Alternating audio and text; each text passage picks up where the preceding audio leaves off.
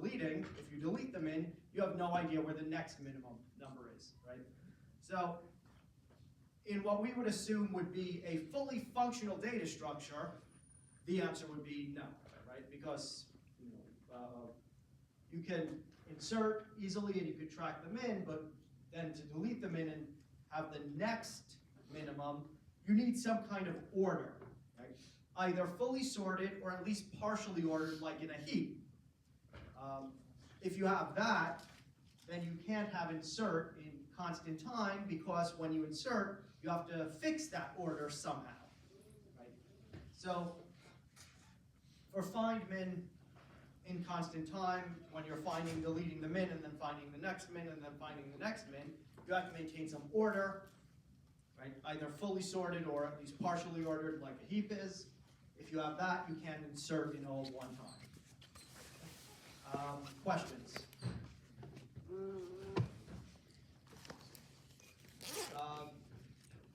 Point 2a, show the result of inserting each of these 1 and 5 into initially empty binary heap. So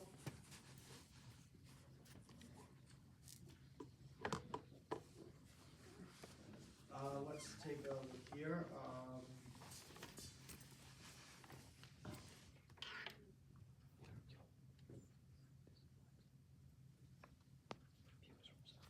Okay, so let's start with 10.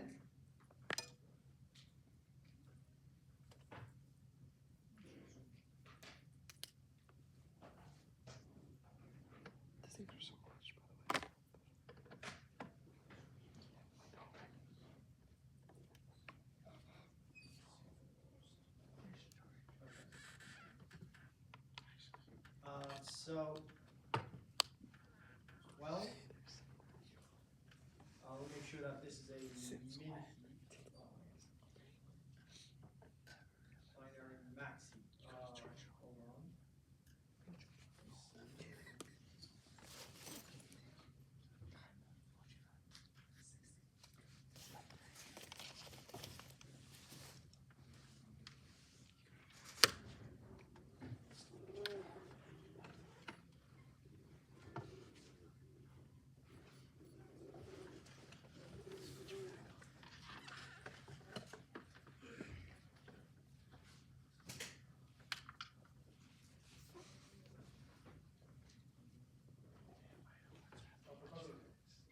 Yeah. There's a just look up heap visualization and click on the University of San Francisco link. That one is an automatic mini. Oh, thank you.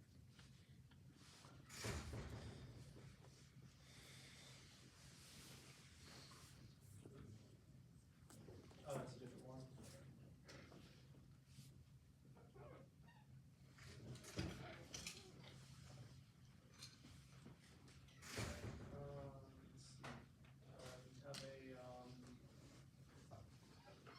Does it toggle to tree? No, it's automatic. Like you just put in what is it? Just any integer.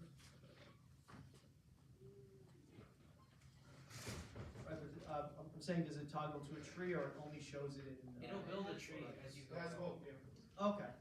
Oh, I see. Okay, great. Thank you. Okay, so we're going to insert 12. So we have 10. We insert 10, it goes to the root. Okay, 12 is greater than 10, so it goes below.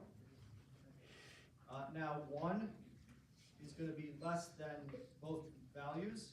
Okay, so it's going to start there. Okay, let's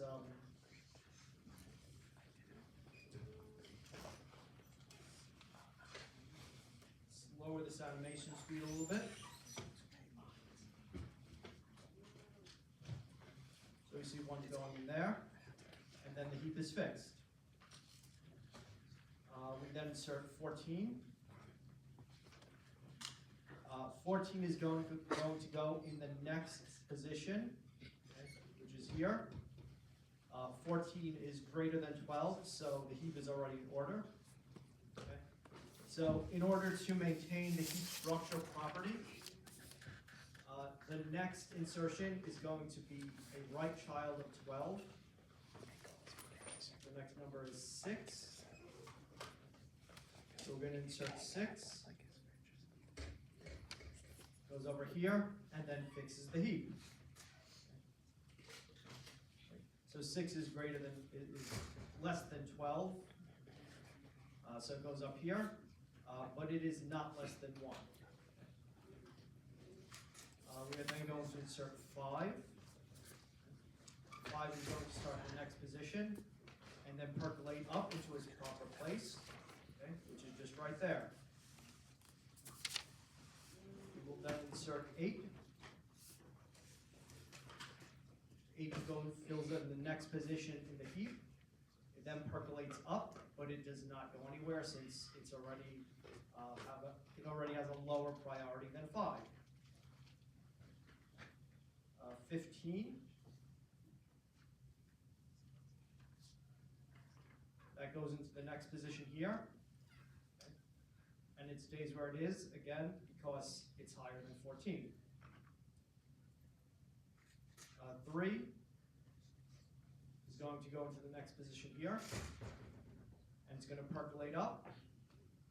It's going to percolate up again, and it is now in its proper position.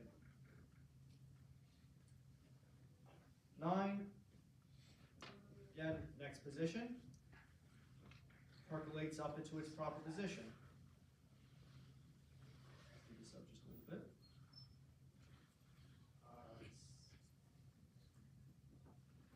7, again, next position, then percolates up. Okay? And then it's in its proper position, so it does not percolate up again. 4, next position in the heap, percolates up again since it has a higher priority than 5, and then ends up here. 11,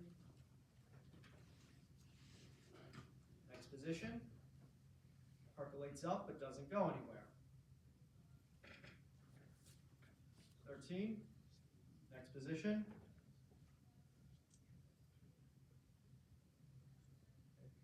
again, it has a lower priority than its parent, so it doesn't go anywhere. And 2. Goes into the next position, and it compares to its parent, higher priority, so it swaps, again, swaps, okay, and ends in its final position. So that's the full process of inserting these elements one at a time into a mutually empty binary heap.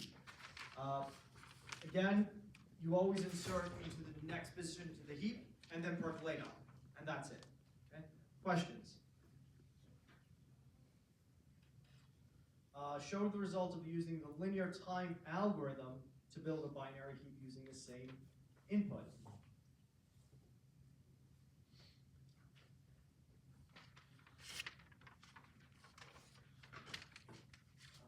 Just see real quick the other one. Okay, so if we do this using build heap,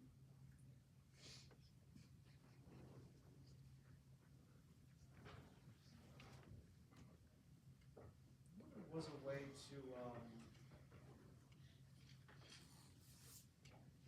thought there was a way to do this. All right, that's fine. We got manual.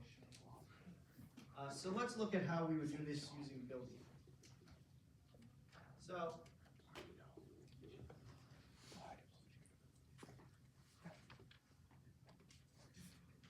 copy all the numbers.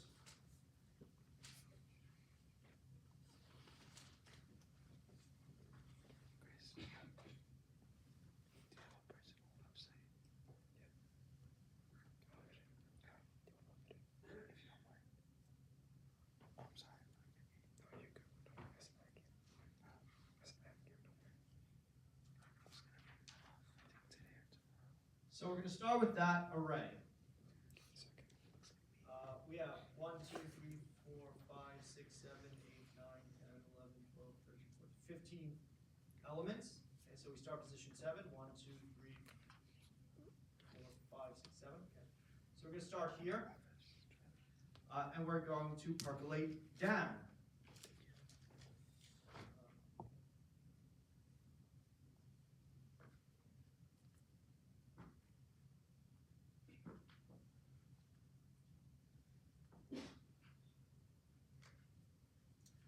So we are gonna compare this 8 at position 7 to 2n and 2n plus 1, so we're going to compare it to 14 and 15.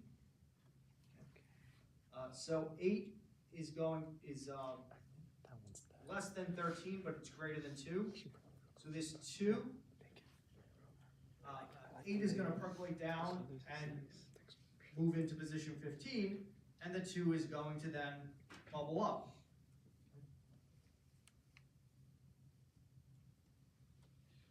We then move to position 6. So we have a 5 here. We compare that to 12 and 13. This 5 is greater than this 4 over here. So 5 is going to move down. 4 is going to bubble up. We then move to position 5, okay, and look at this 6 here. So we're going to look at the two values in positions 10 and 11. 6 is less than both of them. It's less than both that 9 and that 7. So 6 already has the higher priority than both of its children, so 6 stays in its place. We then move to position 4. So we're going to look at 8 and 9. So 14 is greater than this 3 in position 9. So 14 is going to percolate down, and the 3 is going to bubble up. We then move to position 3. We compare that to 5 and 6. Sorry, 6 and 7. So 1 has a higher priority than both the 2 and the 4 in position 6 and 7, or I should say the 4 and the 2 in position 6 and 7. So the 1 stays where it is. We then move to position 2. We have a 12 here. We compare that to positions 4 and 5. So this 12 is greater than both this 3 and this 6. So we replace it with the lower of the two numbers, this 3. So we move the 3 up, the 12 goes down. Now the 12 is in position 4. We continue percolating down. We compare it to 8 and 9. So 8 is 15, 9 is 14, so the 12 does not have to move down further. Finally, we move down to position 1. So this 10, we compare it to positions 2 and 3. The 10 has a lower priority than both the 3 and the 1 here, but the 1 has, I think so. I'm sorry, the highest priority. So we swap the 1 in here, we put the 10 in position 3. We then continue percolating down. We compare the 10 in position 3 to 6 and 7, where we find this 4 and this 2. The 2 has the highest priority out of these 3 numbers, the 10, the 4, and the 2, right? The value we're percolating down plus its 2 children, right? We pick the one with the highest priority out of the 3. We move the 2 up, we move the 10 down. And again, we percolate down, we're not done. We're at position 7. Okay? So position 7 still has children, 14 and 15. So we compare this 10 to the values at 14 and 15, and we find that the 8 has a higher priority. So we move the 8 up, we move the 10 down. we're done. If we want to build this tree, okay, let's take a look. So we have the 1, and we have the 3 and the 2, and the 12, then 6, 4, 8, not quite leaving myself enough room here, 15, 14, 9, 7, 5, 11, 13, and 10. Okay. And we notice that everything is in order. Right? Yes, we have a 5 way down here, but we'll notice that it is in fact larger than all of its immediate ancestors, right? Even though it's smaller than values in other branches that are higher up. So everything's in order here, and that's the result of a percolate, of build heap, where we percolate down, starting from the midpoint. Okay, so remember we started from index 7 over here, 7, and we just percolated down index 7, we moved everything up, okay. Or we, from index 7 moving up, we percolate down each one, okay. And even though we didn't percolate up from the leaves, any leaves that had high priority bubbled up as we percolated down and moved things, below them, right? Swapped with them. So even though we didn't technically percolate up from the leaves, any leaves with high priority, right? A low value, high priority, bubbled up towards the top. Okay? And that's how build heap works. Okay? And the reason, that this is useful is if you add up the total number of swaps you could possibly have, it is linear in the worst case in the size of the heap. Right? Because, in positions 8 through 15, we don't percolate down from there because it has nowhere to move. Okay? From these 4 nodes of height 1, positions 4 through 7, we have a maximum of 1 move down. Okay? Then only from these 2 can we go 2 moves. Then only from the top can we go 3 moves. And in fact, from the initial first element, that 10, we did end up percolating down to the bottom, right? So the 10 that was initially in position 1, right, at our last step, remember we swapped it into position 3, right, moving the 2 up. I'm sorry, moving the 1 up. Yeah. Right, because the 1 was, the 1 was here. Okay? So we swapped the 10 into position 3, moving the 1 up. Okay? Then the 2, which was here, position 7, we swapped 10 into 7, right? Moving the 7 is here, moving the 2 up, and then we swapped it into position 15, moving the 8 up.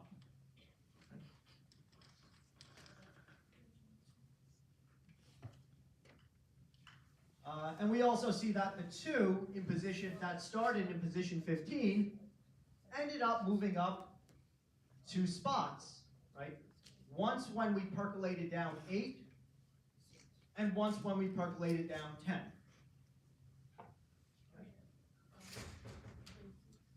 So questions about build heap and percolate down? Okay, great.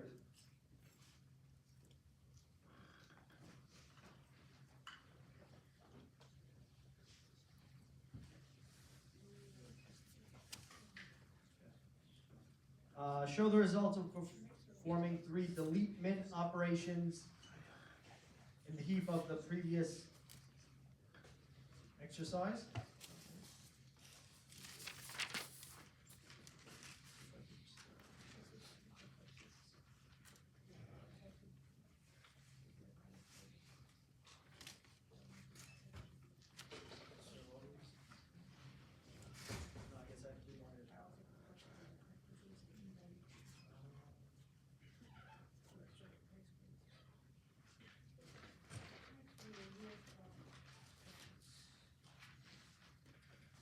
know, let me just,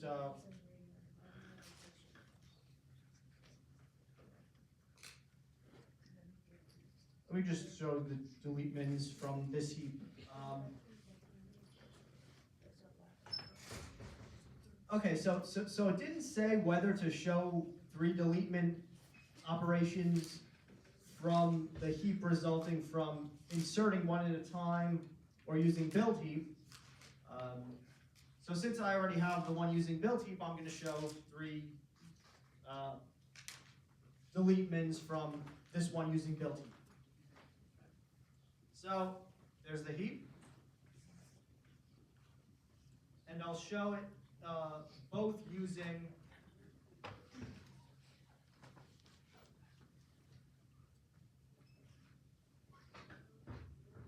the array and the tree. So let's look at delete min. Okay. So what happens in the tree is we're taking this 1 out, okay? We're deleting that. Okay. This 10, we're putting that aside. Okay. And then we are we're treating this 10 as being in this position and percolating down. Okay. So we compare it to the 3 and the 2. The 2 has the highest priority, so the 2 is going to move up here. Okay. This becomes the whole. Okay. We look at the children of the whole again. Okay. 4 and 8. Okay. 4 has the highest priority. It's still less than 10. So we're going to move 4 up. Now the 10 is here. We compare it to its 2 children. 5 over here.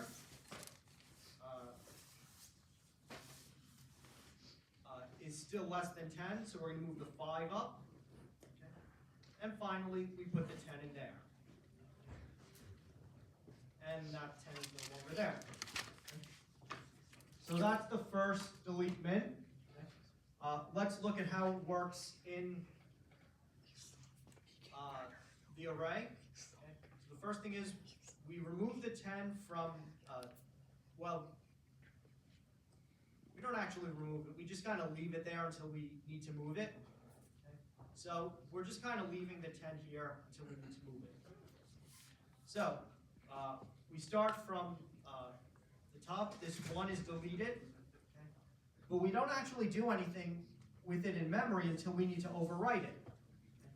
We compare it to its 2 children, 3 and 2. The 2's less, so we overwrite it with 2. Okay. Andy? How did you start off this heap? Because how did you get 8 on the top? Like How did I get what? 8 on the top. 8? Yeah, Where's 8 on the top? over there. Wait, is that how you? This is 2. Uh-huh. Okay. Ignore everything above there. Oh, okay, never mind. So here's the top of this heap. Okay. 1 was on top here, and now after deleting min, 2 is on top here. Okay. Oh. And there's the array representing this heap. Okay. So when you deleted the root, did you swap it with something else, or you just put 2 automatically? So when I delete the root 1, okay, the 10, which was in the last spot, is going to take its place.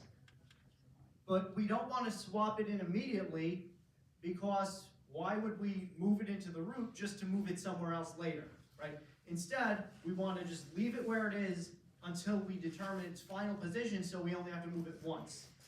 Okay? But we treat the root as if it's going to hold the 10 in order to compare to its 2 children, and because the 10 was greater than the 3 and the 2, we move the lesser of those 2, the 2, up. Again, here, the 10 was greater than its 2 children, 4 and 8, so we move the 4 up. Here, the 10 was greater than 1 child, 5, so we move the 5 up. Shariar? So 10, what are you doing at 10? That's 3, 7, Right, now this is not there anymore. So, when we do it in an array, we just copy this 2 here. Okay? We don't have to delete this 2, we're gonna overwrite it. Okay?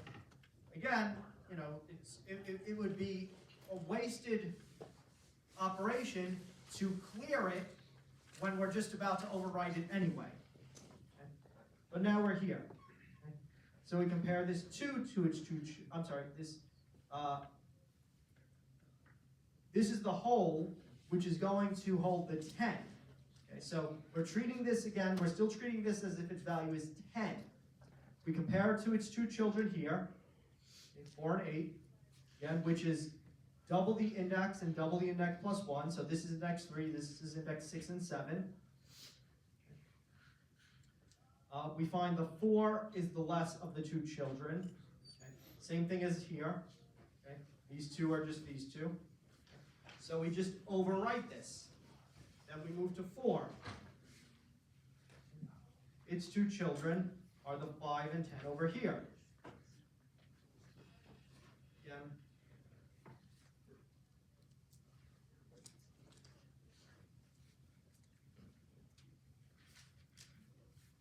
There are the indices, okay, if it helps you a little bit. This 4 is at index 6, so its 2 children are here. 5 and 11 at indices 12 and 13. Okay. So we just overwrite this 4 with the 5. Again, because this is where we're putting the 10, right? So we're treating the value as 10. Okay. And then we're here at index 12. Index 12 has no children to percolate down to, so we overwrite it with the 10.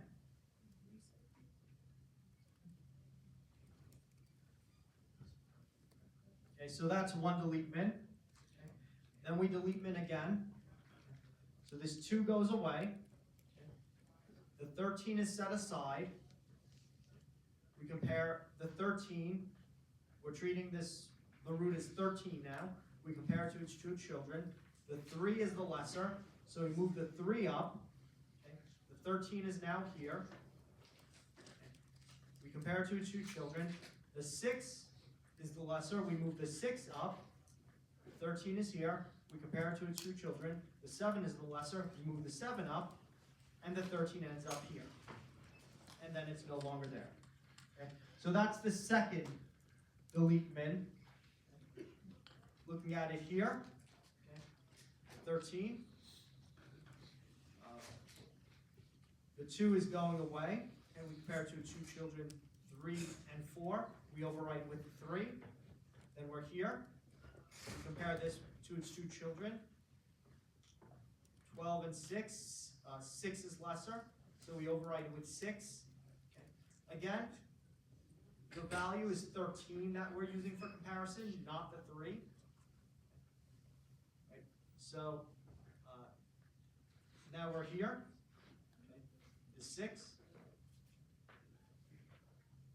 Compare with its 2 children here, and 9 and 7. So out of 13, 9 and 7, 7 is the less, so we overwrite this with the 7. Now we're here in position 11, okay, and then we overwrite that with the 13. And then the 13 is removed from the end. So that's after the second delete min.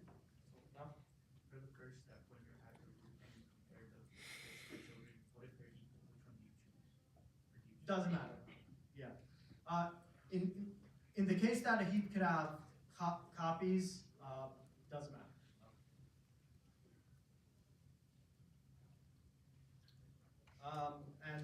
And I'm going to leave it at 2 because it's getting messy on the paper. Okay. But questions? So again, that's how a delete min is performed. And we're going to look at that in the code, and the code's going to do exactly what I just did here.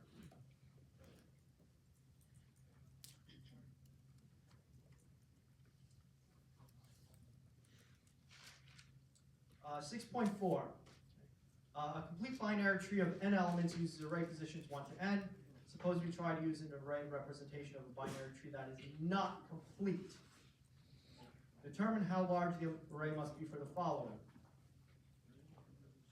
So if a binary tree has 2 extra levels, how much larger is it than it needs to be?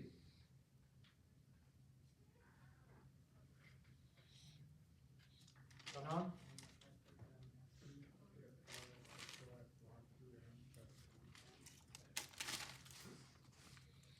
2 to the power of, okay, so, okay, n elements. 2 to the power of the log 2 n.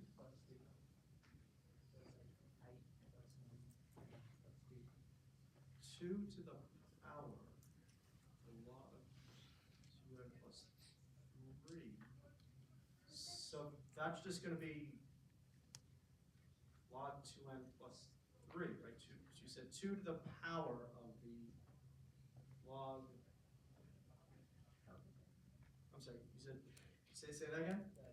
Log n plus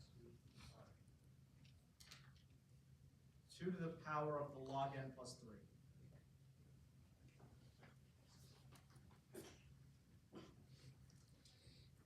Oh, log n and then plus 3. Okay, right.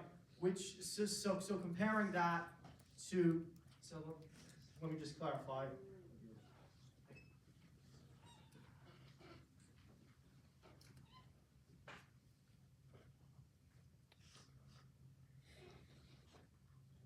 So it's that,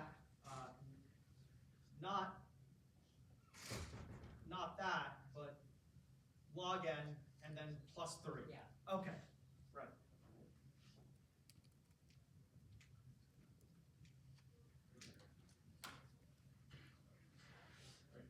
Right, so log n is the height. Okay, so height plus 3. Well, actually it's going to be, it said, why 3 and not 2? You said it has 2 extra levels.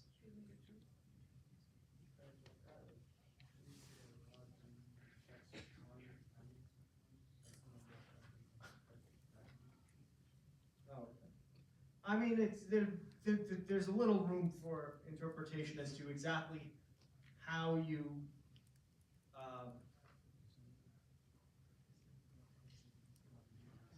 how you consider 2 extra levels, but yeah.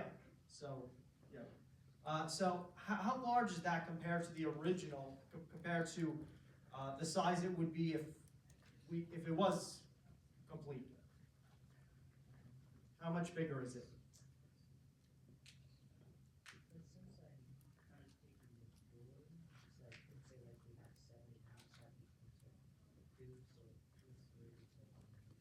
Right. Okay. Yeah. So 7 would become 31. Right. 2 extra levels. Right, so you said floor of log n.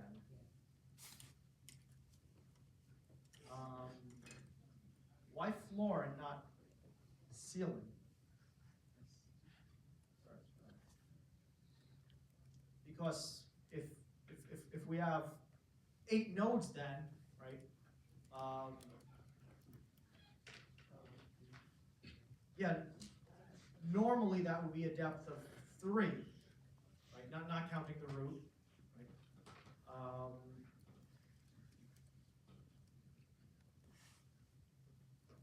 Oh, right. I guess 3 and then all the way to 15 is 3. So 8 to 15 would be depth 3. And then we add 2 levels, it's 5. Okay. Yeah. Yeah, I guess that does work out. I was looking for a more for a kind of simpler answer, just in terms of like how much larger is this than the optimal size? Right? About how many times larger it could end up. About 4 times. About 4 times, right? Because if you're adding 2 unnecessary levels, you're going to be 4 times, greater. And it's also kind of not clear whether that last level is going to be full in and of itself. So, like, if you assume that it adds 2 extra levels and the level is, that last level is up to the end, then your answer is exactly correct. Right? So, yeah, so under a set of assumptions where you're assuming that if you have a partial level, you fill out that level plus 2 more filled out, then that's what you calculated. Okay? But yeah, depending on what assumptions you make about where the level, about how you treat levels that are partially full and where it ends up, it's going to be about 4 times as much space to add 2 extra levels. How about a binary tree that has a deepest node at depth 2 log n? Right? So that's going to be twice as deep as it needs to be, right? Because normally it just needs to be log n. Okay? What if it's twice as deep as it needs to be? Okay, what's that going to do to the total size? You double the exponent, Ramsey? Like it was gonna be whatever the value was, to square. Square, right? It's going to square the space, right? You double the exponent, you square the space. Okay. So that's going to square the space. Okay. And 4.1 log n? It'll be just n N to the 4.1. Yeah, again, you multiply the depth by 4.1. The total space is going to be to the 4.1, right? Again, you increase the exponent by a factor of 4.1. It's going, or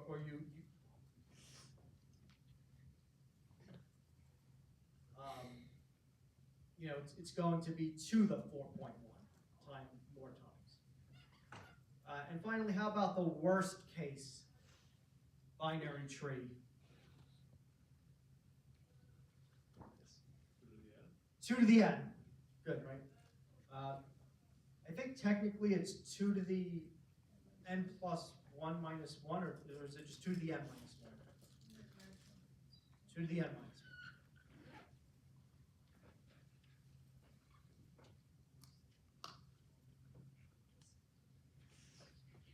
1. Okay, so let's rewrite the binary heap insert routine by placing a copy of the inserted item in position 0. So if we look at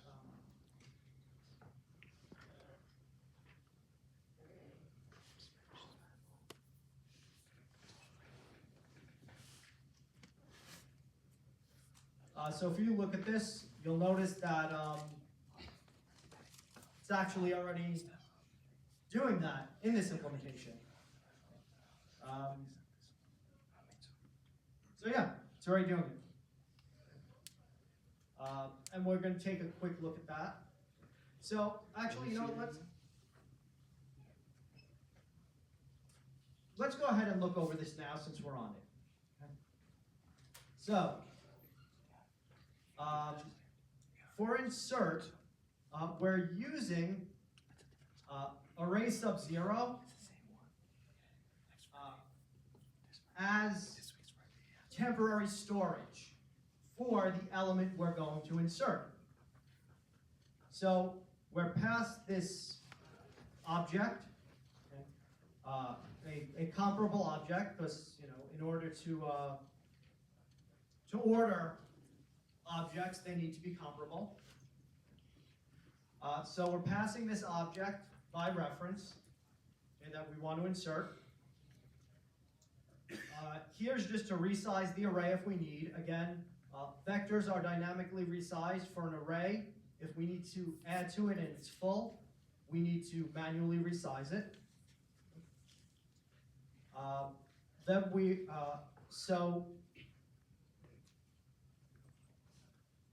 Then we're going to treat it as being in the last position. We're not going to actually put it there yet, but we're going to treat it as being there.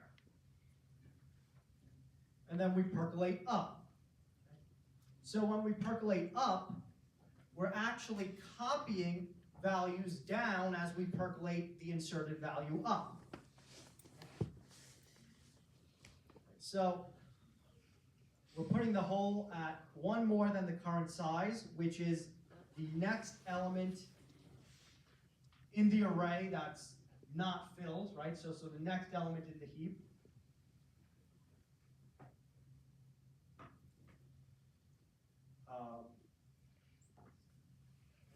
And we're moving x into array sub 0 to keep it there so that we don't have to swap it, right? So that's not in the way. Enough?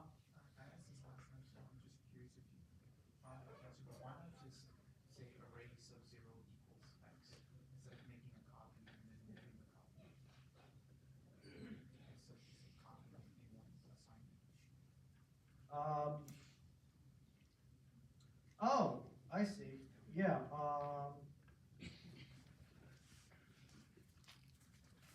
Right, so we do want to copy this, not move it, so that's why we're making a copy.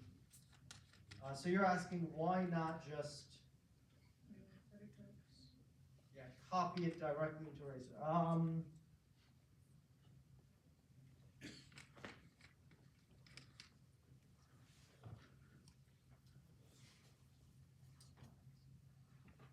It's already comparable. We already have an array of comparable.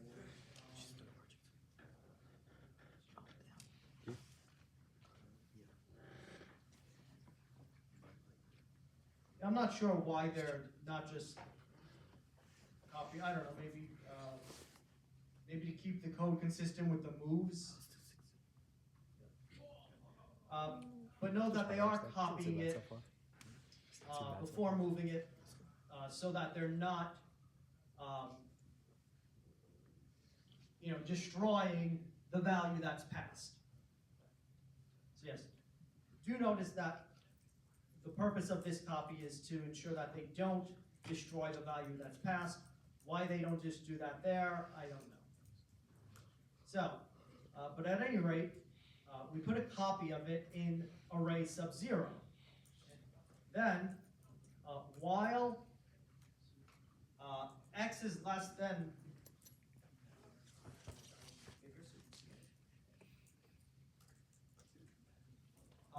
while x is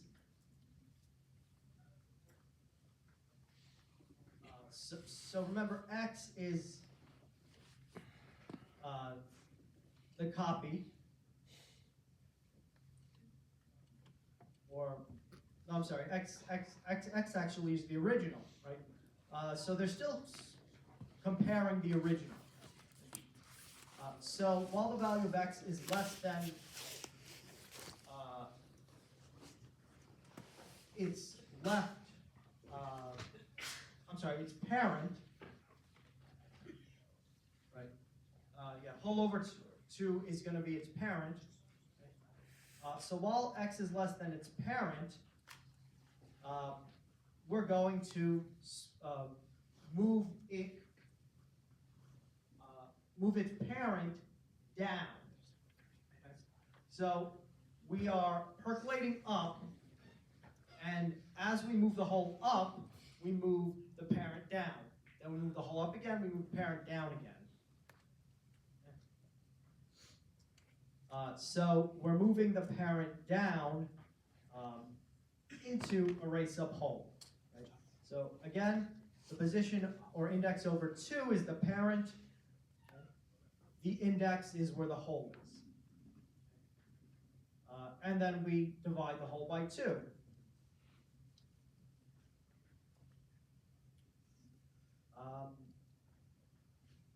And we do that until we reach the root.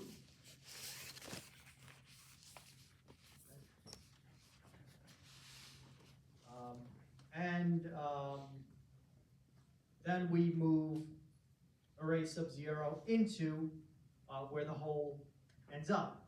Okay?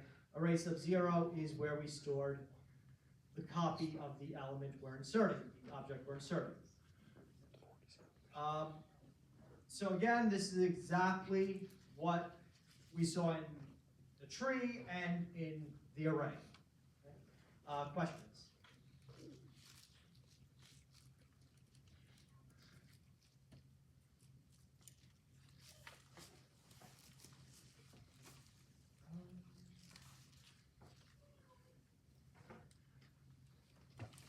What are we up to?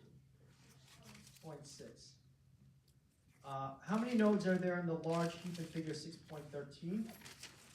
So we can do this efficiently.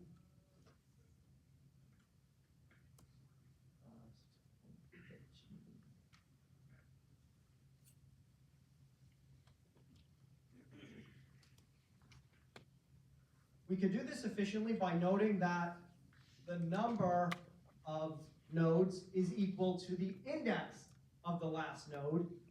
And how can we easily find the index of that last node?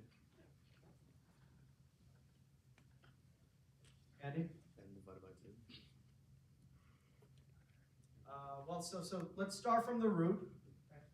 What's the index of the root? 1. Which way do we go to get to this last node? Right. What's the index here?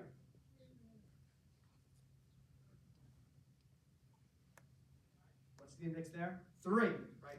How do we get from 1 to 3? 2n plus 1, right? Remember, the right child is 2x plus 1. The left child is 2x, right? So that's 3.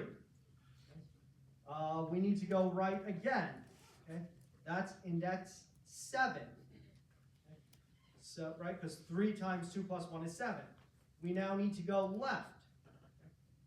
So the index of this node here is going to be what? 14. We need to go left again. So now it's 28. Left again. 56. Left again. 112. Okay? And then 112, we go right.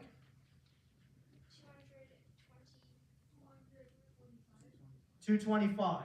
Right? 112 times 2 plus 1, 225. So there it is, 225. If you count some other way, like, you might, let's say, count to the full level here and then subtract these. So if we counted the full level here, let's see, it would be, this is 1, 2, 3, 4, 5, 6, 7, 8. Okay, so that's 2 to the 8, so that would be 256 minus 1 is 255. So if this was full, it would be 255. And then we're missing children of each of these nodes. And let's count these nodes. 1, 2, 3, 4, 5, 6, 7, 8, 9, 10, 11, 12, 13, 14, 15. So we're missing these 30 nodes from being full. And if it was full, it was 255. So that confirms 225. But the easier way to do it, where you don't have to count stuff up as much, is just to note that if you go from the root and straight down to the last node and just find the position of each node along the way, that gives you the total number of nodes. Right? Andy? I was in tutoring. The TA said you could figure out the total nodes by using 2cn, and n would be just the height of the tree. Is that true or no? That's if the last level is full. Oh, okay. if the last level is full, then it's 2 to the n minus 1. But in this case, the last level isn't full. All right, questions?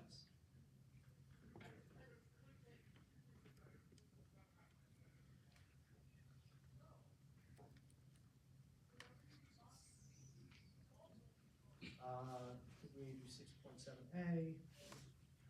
Prove that for binary heaps, build heap does at most 2n minus 2 comparisons between elements.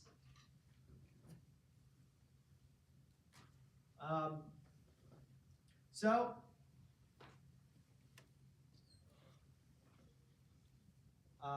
the way to do this is you have at most n minus 1 percolate downs, right? Individual percolate downs, right? Again, because let's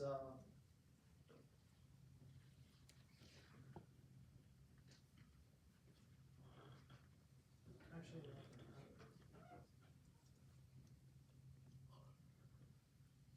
Right, so, for example, let's take this heap. So we start at 5. So 1, 2, 3 nodes might percolate down 1. One node might percolate down 2, and one node might percolate down 3. So, again, it's up to a quarter of nodes might percolate down 1, up to an eighth might percolate down 2, up to a 16th might percolate down 3, etc. If we add all this up, we notice that this approaches but never actually reaches n. Right? The maximum for this is n minus 1. So we're going to have a maximum of exactly n minus 1 possible individual percolate downs, right? Not, in other words, not the whole thing iteratively, but individual compared to its 2 children. Okay, we're going to do that a maximum of n minus 1 times. Okay?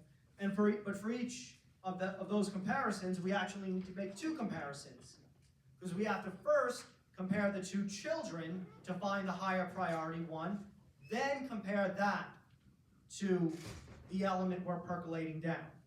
Okay? So each of those takes 2 comparisons, so it's 2n minus 2. Austin? Why is it n minus 1 instead of just n? So if we consider the worst case, it would be a complete tree whose last level is full, right?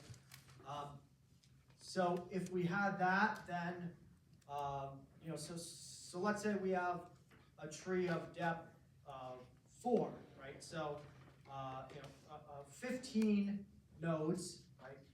So 8 of them are not percolating down at all. 4 of them could go 1, 2 of them could go 2, 1 of them could go 3. Right? So if we add all that up,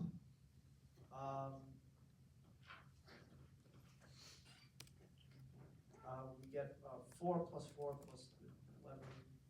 Oh no, the worst case is, I think, 1 extra node at the beginning. Right? Yeah, I think it's a full level and 1 extra node at the last level. Like if you had 16 nodes, wouldn't you percolate down 8 of them? Yeah. Yeah, so the worst case,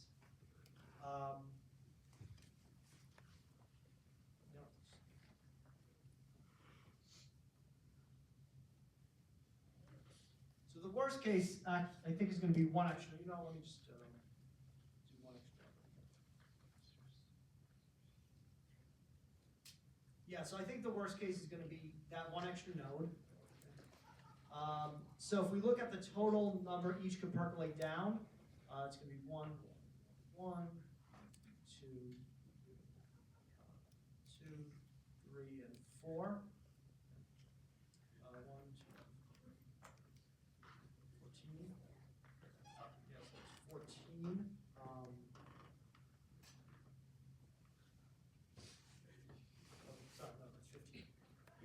So that's actually gonna be the worst case, because adding this new one is going to add 1 to each of these values, right? Whereas if we added another node, that's actually not gonna, that's not gonna change anything. That's not gonna cause any nodes to have to percolate down more. Okay. This causes 1 extra node to become a 1. This doesn't. This again causes 1 extra node. No, I'm sorry, this causes 2 extra nodes to increase. But yeah, the new node that's going to cause the biggest increase and cause the worst case scenario is when we have 1 node on a level, okay, on the new level. And in that case, even in the worst case, it's going to come out to n minus 1. Right? It's because of the way the infinite series works. Again, if you think of it, you know, as a more, in terms of calculus, right? We have this infinite series. The one that I had in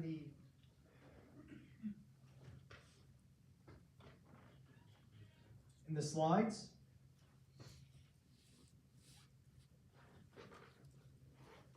So,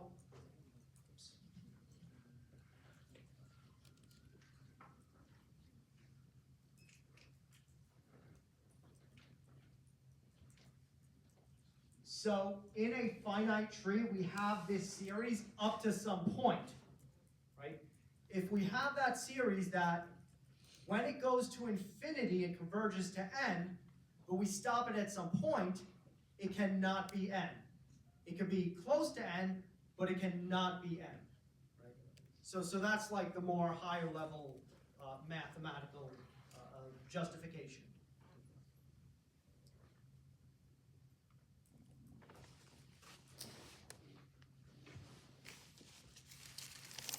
All right, so that's building. 6.8. Show the following regarding the maximum item in the heap. It must be one of the leaves. Okay. So I want to talk a little bit about writing good proofs, you know, because it's important to be able to prove properties. So the way we would formalize this kind of idea is by using a proof by contradiction. Assume the maximum item in the min heap is not a leaf. So if the maximum item in the min heap is not a leaf, then it has a child. But then its child is less than it, right? Since it's the maximum item, its child must be less than it. Okay? But this would violate the property of the heap, showing that we cannot have a min heap where the maximum item is not a leaf. Okay? So the maximum item must be one of the leaves, essentially because it cannot be a node with children. Right? The maximum item cannot have children because those would have to be greater than it. Questions? There are exactly ceiling of n over 2 leaves. So, this is going to, there are a few ways we could look at this. The way I would go about it would be an inductive proof. The induction is as follows. Our first, our root node, we have size 1 and 1 leaf. Okay? Now, every time we add a left child, we cause 1 leaf to become a non-leaf, right? Because whatever node we're adding the left child to goes from being a leaf to not being a leaf, to being an internal node. Okay? But the node we're adding is a leaf. So every time we add a left child, the net result is we add 1 internal node. But every time we add a right child, we add 1 leaf, because its parent already was not a leaf. So we had a left child. This 2, which was a leaf, no longer is a leaf, but the 4 is a leaf, right? So 1 leaf becomes an internal node. We add 1 leaf. Net result plus 1 internal node. We add a right child plus 1 leaf. Okay? So we start with 1 leaf. When we, if we just have the root, we start with 1 leaf. And then as we add nodes, it's plus 1 internal node, plus 1 leaf, plus 1 internal node, plus 1 leaf, etc. Right? So by induction, we can conclude that there are exactly ceiling of n over 2 leaves. Does that make sense? Okay, questions? And finally, that every leaf must be examined to find the maximum item. So again, we could have a proof by contradiction. Let's assume that we don't examine every leaf. Well then, we cannot possibly know that a single leaf that we did not examine, we cannot know if it is greater than every other node or not. Right? If there's a single leaf that we don't examine, that leaf could be greater than every other node without violating either heap property. Therefore, we must examine every leaf to find the maximum element in a heap. Questions?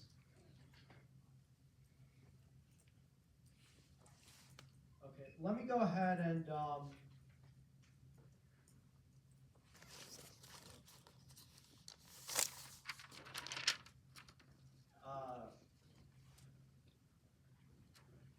okay, so let's take a look at this, the delete min operation. So let's skip to question 2.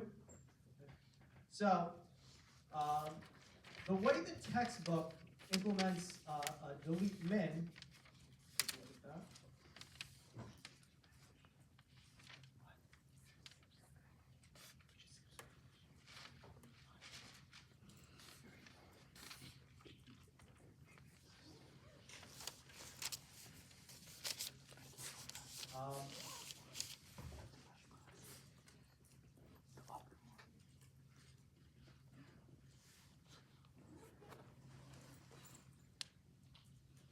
Is it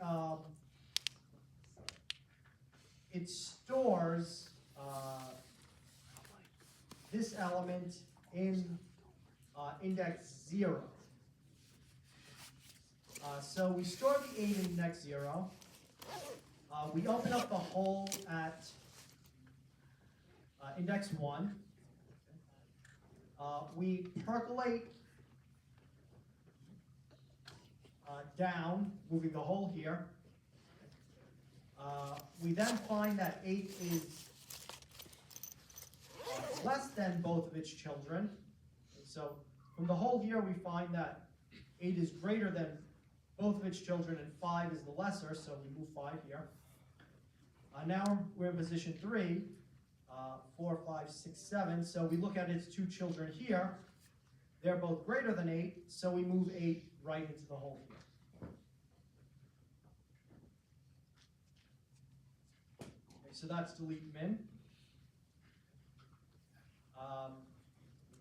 And let's take a look at kth largest.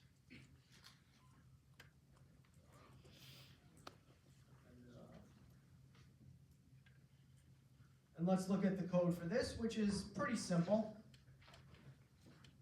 So the idea is you want to keep track of the kth highest test scores from applicants in real time as they constantly come in.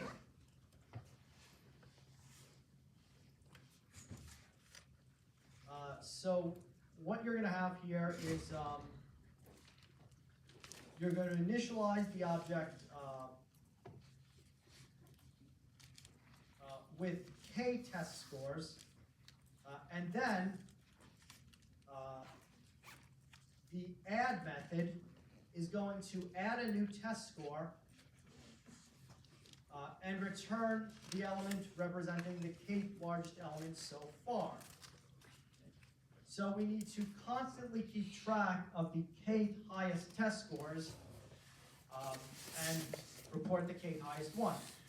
Yes. Alright, so I wanna know the clarification behind the mini, like in the priority queue, like Right. what it int, vector int, and then the greater int. Like I just wanna know why we're using that. Okay, so let's think about the question, right? So, let's say we want to track the top 20, right? And, we have 100 test scores, right? So, we take the top 20, we put them in some data structure, right? We get the next one in, right? So we have the top 20 test scores, we get a new test score in. How do we figure out if that new test score is one of the top test scores? How do we figure out if the new test score is in the top 20? What do we have to compare it to? The top, right? Like the very first one. The highest test score? The lowest test score. 'Cause Right, so we need to compare it to the last test score in the top 20, right? So the lowest test score that's in the top 20. So what we want to do is we want to keep that min heap of k so that we have the minimum of the top test scores. Because a new test score is going to be in the top k if it's higher than the minimum of the existing top k. So if it's higher than the minimum, we can take out the minimum and put that one. Correct. Does that make sense now? So we want to keep a min heap of size k. Right? And when a new element comes in, we compare it to the root, and if it's greater than the root, we replace the root with it. But we, if we're using the STL, we do this kind of inefficiently by deleting the root and then inserting the new value that is higher than the root. So that's what we want to use the min heap for, because we want to keep a data structure of the top k scores, but in order to determine if a new score would be in the top k, we need to compare it to the lowest score in the top k.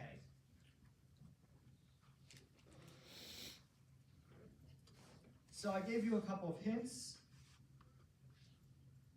and let's look at the solution. So most of the work is going to be done in the add function. In fact, all of the work is going to be done in the add function. And it's basically going to be, so we're going to start by pushing values until we reach k, right? Because we get the first k in. If we have, if k is 20 and we have exactly 20 students, they're all in the top 20, right? So after that, right, once we reach size k, then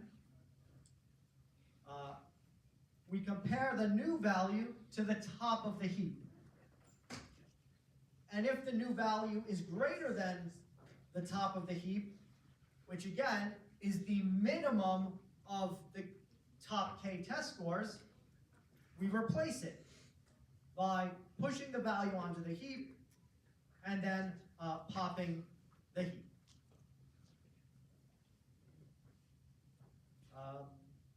And then we return the top of the heap, which is the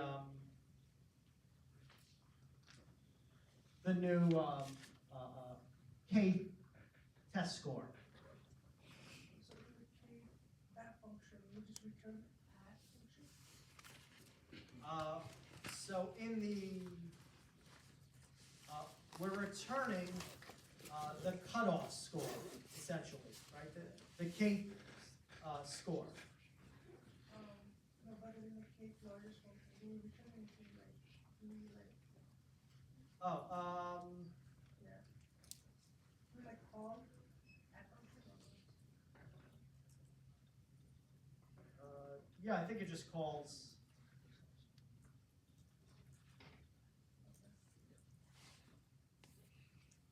Yeah, so, I think I gave you that, right? Did I not give you that? Oh, here we go. Yes, so, declare your heap and the value k as data members of the class outside of the function so that both functions have access to them, then implement the functions themselves. So let's take a look at how to do this. So, yep, part of the problem with this is that you need, so because we're calling a method, we need a persistent heap that we can repeatedly add to. Right? So one way to do that is declare the heap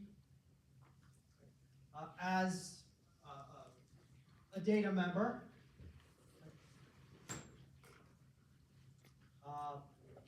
And that way add will have access to it. So that's how we declare the heap as a private data member along with the value k. And then for each x, we just call add. Because this actually goes into kth largest.